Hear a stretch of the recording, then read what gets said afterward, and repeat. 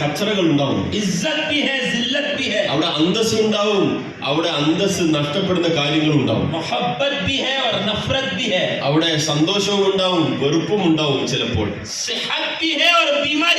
ആ വീട്ടിനുള്ളിൽ ആരോഗ്യാവസ്ഥ ഉണ്ടാവും, ആ വീട്ടിനുള്ളിൽ രോഗാവസ്ഥയും ഉണ്ടാകും. डॉक्टर साहब का घर है, बड़ा घर है, लेकिन डॉक्टर साहब खुद बीमार है, हार्ट पेशेंट. സ്വയം ഡോക്ടർ തന്നെ അയാൾ ഒരു രോഗിയാണ്, അയാൾ തന്നെ ഒരു ഹാർട്ട് പേഷ്യന്റ് ആണ്.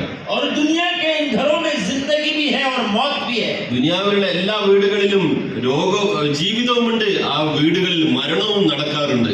है कोई घर ऐसा जहां मौत नहीं हुई? ഏതെങ്കിലും വീടുണ്ടോ ദുനിയാവിൽ ആ വീട്ടിൽ ജീവിക്കുന്നവർ മരിക്കാറില്ല? आदमी जब मर जाता है तो ആ കരയുന്ന ആൾക്കാരെ നോക്കി ചോദിക്കും, എന്തിനാ നിങ്ങൾ കരയുന്നത്? मैंने उस पर कोई जुल्म नहीं किया है, ഞാൻ അയാളോട് ഒരു അക്രമവും ഞാൻ കാണിച്ചിട്ടില്ല, उसका वक्त खत्म हो गया तो मैं उसको लेके जा रहा हूँ. അയാളുടെ സമയം തീർന്നതാണ്, ഞാൻ അയാളെ കൊണ്ടുപോവുകയാണ്.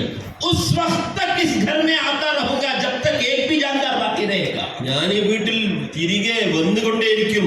ഈ വീട്ടിൽ ഏതെങ്കിലും ഒരാൾ ബാക്കിയുള്ളിടത്തോളം കാലം ഓരോരുത്തരെ കൂട്ടാൻ വേണ്ടി ഞാൻ വീണ്ടും വീണ്ടും വീണ്ടും വരും. ये बेचारे कमजोर ईमान वाले समझते हैं दरवाजे का डायरेक्शन बदल देंगे तो मलकुल मौत नहीं आएगा. ഇന്ന് ജനങ്ങള് ആൾക്കാരെ നോക്കി പ്രശ്നം വെച്ച് പറയാണ്, വീട്ടിന്റെ വാതിൽ വെക്കേണ്ട ഡയറക്ഷൻ ഗതി അത് പടിഞ്ഞാറൊന്നും ഇടത്തോട്ടേക്ക് മാറ്റിയാൽ മരണം വരികയില്ല എന്ന്. ऐनमा तकूनु युद्रिकुमुल मौत वलो कुंतुम फी बुरूज मुशय्यदा.